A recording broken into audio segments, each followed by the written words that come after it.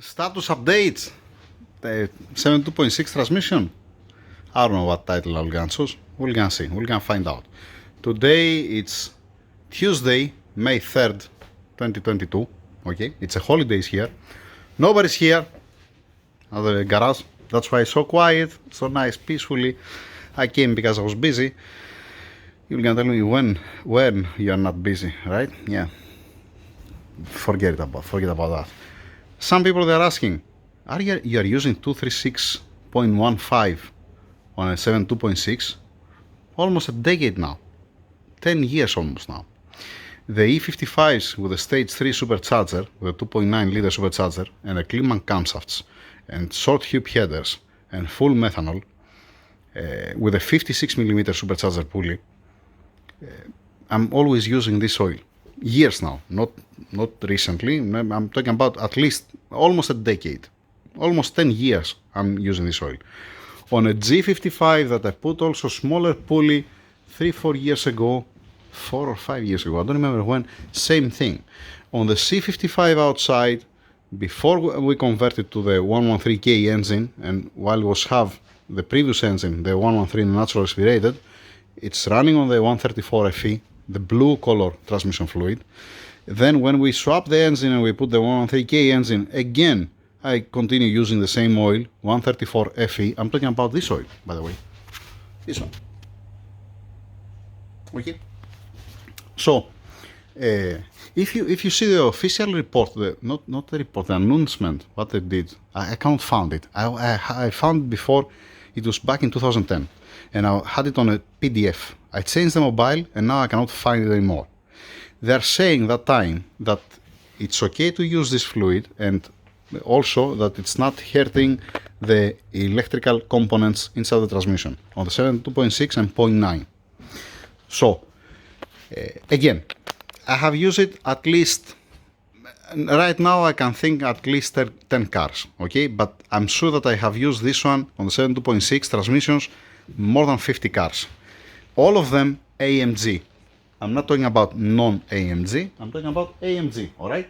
I have used it on the swap, the A55 that has the V12 engine, the M275, has also original V12 transmission, the 7.2.6, the 5-speed, that's a little bit longer than, because of the bigger drums and more clutches inside. It's a little bit longer than the normal. Here you see, here or here you see, I don't remember when, you see where, you see that's longer because of the drums and the clutches inside, alright? So, the station wagon E55 that we put the V12, also the transmission, it's 5-speed 7.2.6, and I put the blue fluid 134 FE successfully without any problem. So I have plenty of examples where I'm not using the blue 134 FE. I'm not using it in a bond stock applications because the red one is more expensive, more expensive. It's a blue one. And when no need flush, that means if I don't flush the fluid, if I don't drain the fluid from the cooler, from the torque converter, and completely from the transmission, and to use the blue one, the 134 FE, then I'm not using 134 FE. I'm not mixing up the red one with the blue one. I don't know if it's okay, if somebody did that before, but me, I'm not doing it. Alright? If the customer, he wants only service for the transmission, he doesn't want the flush, and he wants to change only filter and oil, then you're using something like 4 liters of oil, 4 or 5 liters of oil, not more than this. You remove the filter, you put a new filter, you put the fresh fluid inside, and that's it. So I was never have any problem, either with the blue or with the red one. Actually, with the blue one, I never saw to leaking from the plug. I don't know if it's coincidence or because I changed the seals or something, but up to now I didn't saw any 7.22.6 to leaking blue fluid. Alright, the 134 FE again, because there's another one that's dark gray, it's not blue, it's bluish, okay, call it as you like. But again, that's what I'm doing, and here in this country. Now, if let us say you put the 134 FE and you're in Alaska, I don't know what kind of effect you're gonna have, honestly. Most probably nothing, most probably gonna be beautiful, but I'm just saying. Because I'm doing it, this doesn't mean that you have to do it. Do whatever you want. You want to continue using the red one, the old school 0.14, the 236.14, use this one. You want to use the 0.15, use the 0.15. My advice, do not mix it up. Flush it. Me, what I'm doing, I'm opening the oil return that has the pipe. You see, you have one oil here for the oil cooler and one from the other side. So what I'm doing, I'm draining as much oil as possible, all right? Then the return line, I'm keeping it out.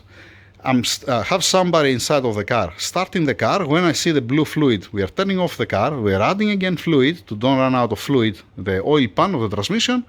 And at the end, when I see pure, clean blue fluid inside, you have to pass another 2 extra liters, let us say, from inside to wash all these parts. And then you're okay. That's what I'm doing usually. Now I'm going front and back because I have the cigarette and I'm throwing on the ashtray, that's why. So, again, if you watch the temperatures under hard pull on a tuned 55, obviously with a 7.2.6 transmission, you're gonna see from the temperatures how it's working, and you can feel also it's better. Now, if you try to put blue fluid or red fluid on a 7.2.6 transmission that has 500,000 kilometers, and the seals they are leaking, let us say, or the solenoids, the seals of the solenoids, they're leaking, the drums they're leaking, and you try to improve, let us say, the transmission by just changing the fluid, you're not gonna see nothing. Or maybe you're gonna hurt it even more because you're not gonna make the same pressure like the red one, because there is slightly different viscosity, the blue one than the red one. So on a tired transmission with the seals that comes apart, you're gonna put the blue one, and then you're gonna have problems, and you're gonna say, you know what, it was a wrong fluid, that's why I have problems. Nope. It's because you're talking about 15-20 years old transmission that the seals are coming apart, or you're talking about 200,000 kilometers transmission that the seals are coming apart. And it's normal. It's a rubber seal. It will gonna come apart. You know, it's not gonna stay there forever. You cannot expect, let us say, to have 15-20 years old inside of the automatic transmission fluid and to be the seal like the first day. It's a maintenance. That's the reason why there are so many customers that are coming here and they say that, you know what, I have changed this 3 times transmission, let us say, 3 different transmissions, and I still have problems. Why? Because you cannot find healthy transmission. I mean, it is healthy, but the seals, they're leaking inside. You keep changing, let us say it's working fine for 1 week, 2 weeks or something, or when you make a hard pull, and then it's not working anymore, or it's giving you a trouble. And you see one transmission, it's acting different than the other one because they fail different seals. All of them, they're going to have a rate of leak, let us say, after 15 years, but some of them, let us say, one time is leaking the K3 drum, one time is leaking some other drum, or it's leaking one solenoid more than the other, or let us say the O-ring that you put inside for the valves, it has much more clearance, let us say, it's escaping the oil. I'm talking about this, the sleeve, O-ring sleeve, this one I'm talking about. So, again, whoever wants to use a blue one, let me use blue one. If you want to use a red one, use red one. The thing is, our customers here, they don't have any problem. I don't have any complaint of that. I have drive a car with the blue one. On the performance application, on a heavily tuned car, 7.2.6, I'm using the blue one, and that's what I'm gonna continue doing. Now, the torque converter of the specific transmission, that after they rebuild it, it came apart, that the vibrations is not only from the runout that has, the vibrations also from inside of the transmission, inside of the torque converter, sorry, not transmission, inside of the torque converter. This is a different story. I hear that somebody, one shop is rebuilding torque converters. I said, okay, why you're not trying, right? What do you have to lose? That's what you have to lose. Again, it was not my call. It's not my call. It's some options that you are giving to the customer. Either you're gonna get a new torque converter, brand new torque converter that's stupid expensive here, or you're gonna get a used one, or you're gonna repair the old one. If you buy, let us say, used one, you don't know the condition. If you repair yours, you don't know how successful you're gonna be the repair. If you buy a brand new, okay, you're gonna put on it, you know it's brand new, and finish the story. All right. I'm gonna give you one example. If the torque converter it was brand new and everything is nice on specs and the TCU is fine and everything is how it's supposed to be, and explode the torque converter, then yes, I understand. Tell me, you know what, the blue fluid that you use, maybe it caused this problem. But again, I have 50 cars right now running on the streets, G55. What I was saying, yeah, I was running out of memory and it stopped recording. It's running on the C55, G55, E55, and how many other cars out there without any problem. If there was any problem, I'm gonna have every week somebody outside will gonna say to me that, you know what, I have a problem. And we're talking about pushing the car hard, not daily driving. This kind of cars I'm talking about. In any case, that's it for the transmission fluid. Like I said, if you don't feel comfortable using the blue one, don't use it, use the red one. It's your choice, do whatever you want. Now, different topic, different subjects. There are some friends, there are some mechanics, there are some other guys on YouTube. They're asking me, there was one failure with M157, stock M157, explode one piston. Some other guys are saying, okay, why I bent only one connecting rod? I didn't bend two connectors, let's say. Or I bent, first of all, you can measure it up to 1 point. All of them are gonna have a rate of bend. If you extend it to 1 kilometer, let us say, you're gonna see, if you put a laser and you calibrate it and you extend it by 1 kilometer, you're gonna be some meters out. All of them. You have to go down, let us say, to what? All the time you're gonna have some run out. Okay? All the time. You're not gonna be straight. You're not gonna be perfect straight. The thing is, how much bend it is. How, if it's visible with the eye, or if you put on the table and you make like this, what I'm doing, then it's critical. That means you cannot reuse it. This case I'm talking about that you get your connectors out from your M157 and you put all of them on the table and you see that one, it's too much bent. Okay? And you're saying, okay, why it's only one? Because the cylinders, they're not performing the same. Even if you are precise, even if you are accurate, if you go down to 100,000 of millimeter, let us say, again, you're talking about, first, let's start by saying this, all right? All the clearance and the machining, it's between 20 degrees Celsius to 25. You agree with this statement? This is where you machine it always, the crankshaft, the engine block, the pistons, the cylinders. You have to be between 20 and 25, alright? Because they are predicting how it's gonna be at the operation temperature. Plus, if you machine it, let us say, example, if the operation temperature of the crankshaft it's 120 degrees Celsius, okay, 120 degrees Celsius, you're gonna expand.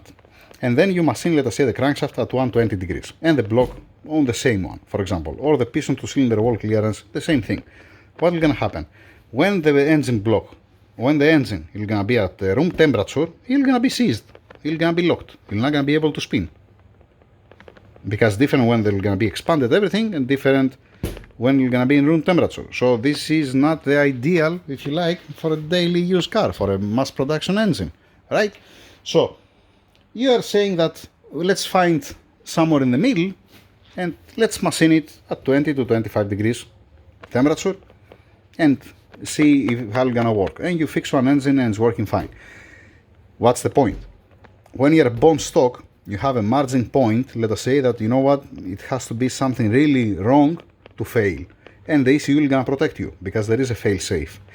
As high as you are going with the ignition timing, with the boost, and then what's happening? Then you have so much pressures and so much temperatures inside the combustion chamber that you cannot keep up. The metal, the material, it will not gonna be able to keep up. You want the head bolts, you want the head gasket, you want to call it a connecting rod, you want to call it piston, that the piston can explode and can be in million pieces if it's a cast piston, let us say. Or let us say like the M157 piston, this one, it won't gonna melt. This will gonna crack. This is gonna crack and gonna have only dust of the piston, pieces of the piston, okay? So, what's the difference? This, it's been designed to run in some pressures with combination of temperatures, okay? Now, it's different if you apply 250 bar pressure, okay? also on the time. And it's different to apply 600 bar of pressure. And how fast you're gonna do that. This is like when you spray the fuel, how much ignition time you have, and then there's another one thing that's called dynamic compressor ratio. That this is from the intake valve, when you're gonna close, how much you're gonna compress inside. Everybody, they're talking about the static compressor ratio, that this engine has 11:1, 10:1, 13:1, or whatever. The thing is, how much dynamic? When it's closing the intake valve, it's closing 20 degrees after bottom dead center. It's closing, let us say, 50 degrees after bottom dead center. Then, how long you're gonna stay inside the combustion? That means when you're gonna open the exhaust valve to release the gases. And this is the variable timing. This is to adjust the pressures inside of the combustion chamber to don't exceed some limits and to produce some power, let us say. That's why you have good power, let us say, on the lower RPMs, middle range RPMs, and high RPMs. Because of the cam adjuster.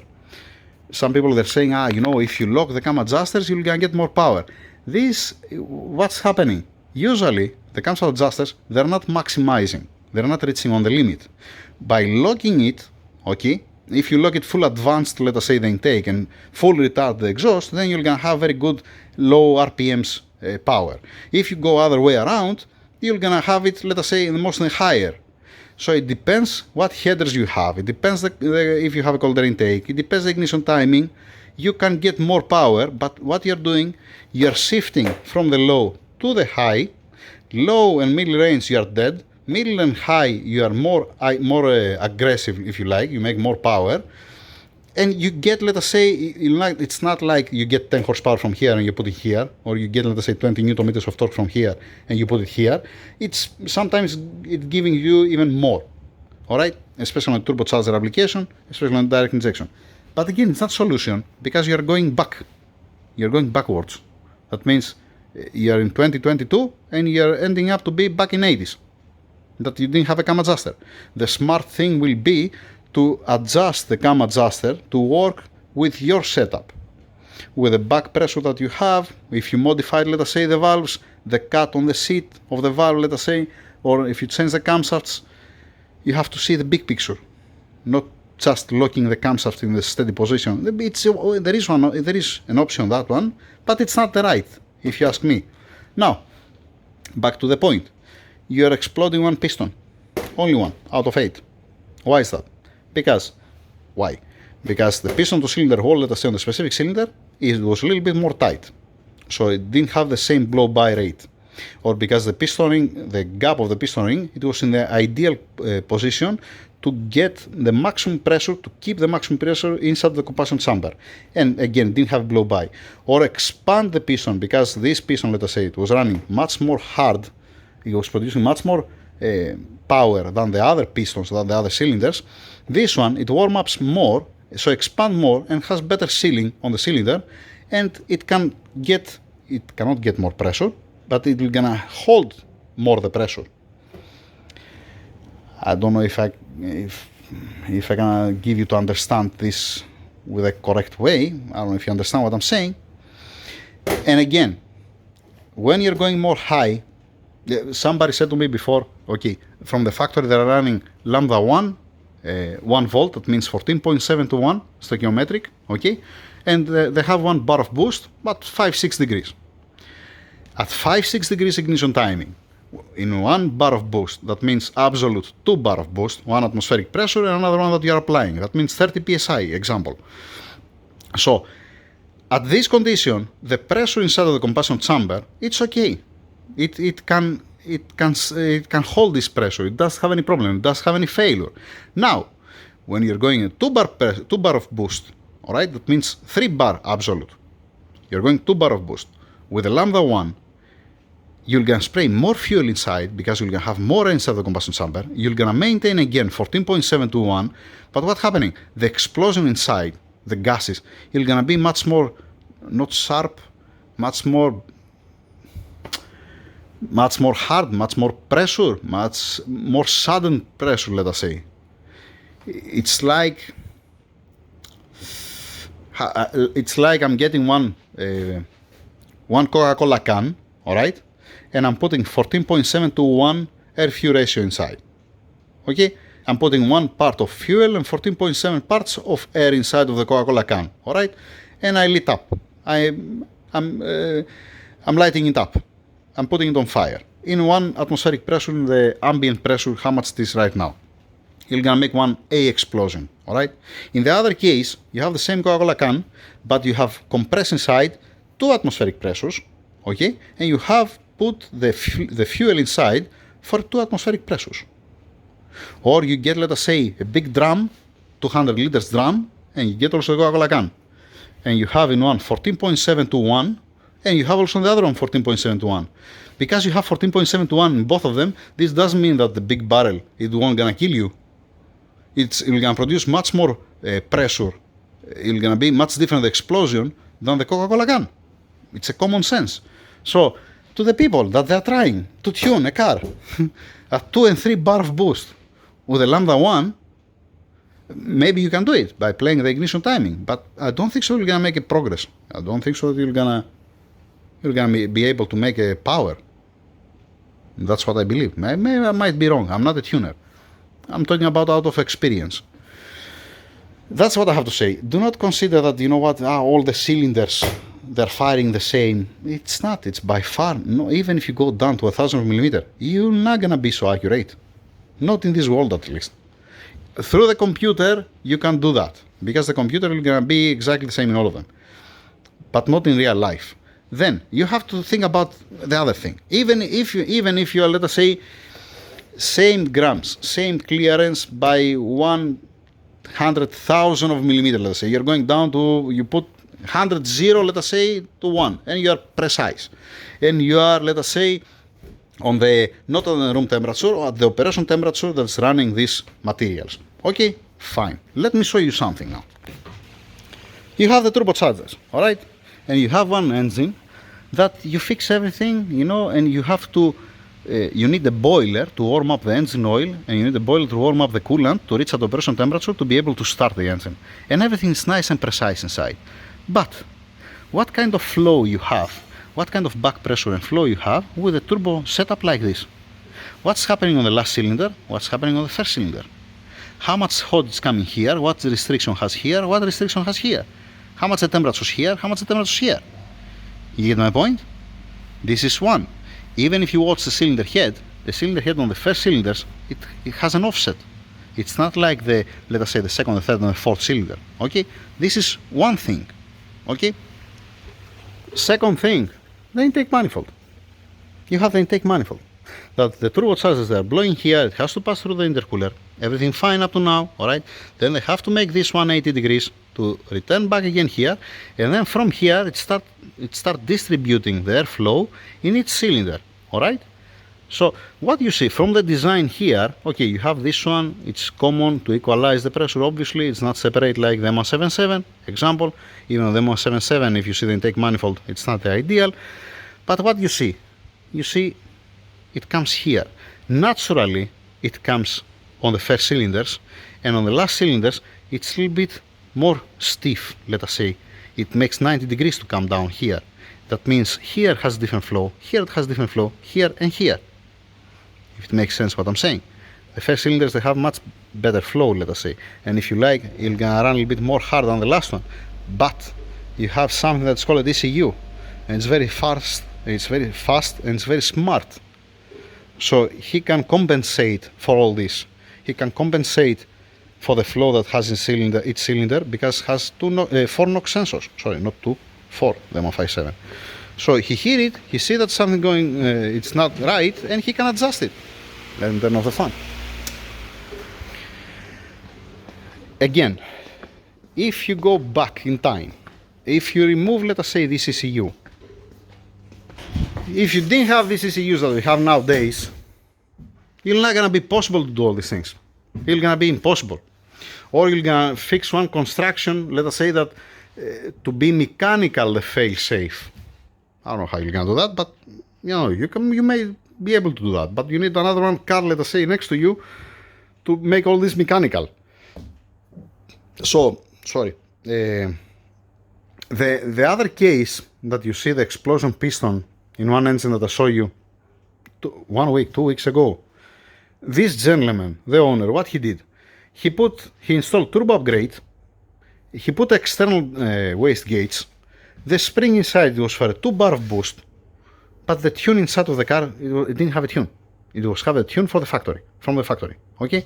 That means running Lambda 1 at 1 bar of boost, that's it. Yes, but you have the mechanical external waste gate that's been relying on the spring. So the spring, it's been designed to run at 2 bar. When it comes 2 bar of boost, then we're gonna win the spring and we're gonna dump the extra gases outside. That customer, he was pushing the car and he was cutting at 4,000 RPMs. The ECU most probably, he cut him, I don't know, once, twice, 3 times, I don't know how many times he tried, alright? When you are in the mid-range RPMs, when you have, let us say, mostly the most torque and you're consuming the most fuel, imagine, let us say, keeping your foot on accelerator pedal, you have the 3rd or 4th gear, you keep your foot and you maintain 3,000 RPMs, and suddenly you floor it. And then the boost, instead of stopping at 1 bar, it goes to 2 bar. And you have Lambda 1. And with this ignition timing, this will gonna happen so fast that we're gonna create only one explosion. Just only one explosion. That means you're not gonna see a sign of knocking, of pinking, of pre-ignition detonations inside. You're not gonna see nothing. What you're gonna see? One exploded spark plug and one exploded piston. You're gonna explode with one combustion. You're gonna create so much pressure, and it depends which cylinder it's on the firing order. That means you're not gonna explode all the cylinders, because as soon as we're gonna explode one, finish. Or let us say this is the time for the ECU to cut for you the boost from what? From the ignition timing, from the command adjusters. He can kill the boost if he wants. But for the ECU, till that time, everything's working normal, within the limits. When you're doing this suddenly, and you repeat it, let us say, okay, one time you get away, second time, okay, third time, okay, the fourth time, you're not gonna be so lucky. Some other people, they're not lucky even from the first pull. Okay? So, you burn, let us say, the head gasket. You burn slightly, let us say, the head gasket. Example, alright? Why this happened? You're not gonna blame the head gasket. Even you resurface the deck, you resurface the cylinder head, you put your head gasket, you put your ARP, you bolt it full down, okay? The flame, the fire, the pressure, you're gonna try to find the weakest point. Where is the weakest point? You're gonna find it and you're gonna burn it for you. So you're gonna go, that means all around of the cylinder, of the combustion chamber, you're gonna find the weakest point, and there you're gonna be the way out.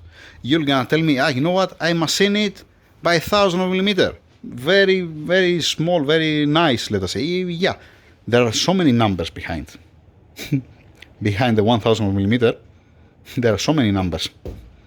And in some place, let us say, if you zoom in one surface, that if you zoom on a glass, all right, if you get one glass and you zoom in, you see that it's gonna be like this. It's not gonna be smooth.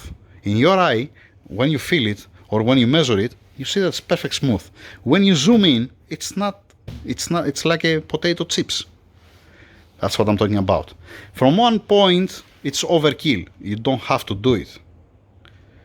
I'm just saying how much sensitive it is, because as soon as you're going higher, as soon as you're playing with the pressures inside of the combustion chamber, and at the same time with the temperatures, and you're raising on a limit for the materials that you have, it's much more critical. It's much more sensitive.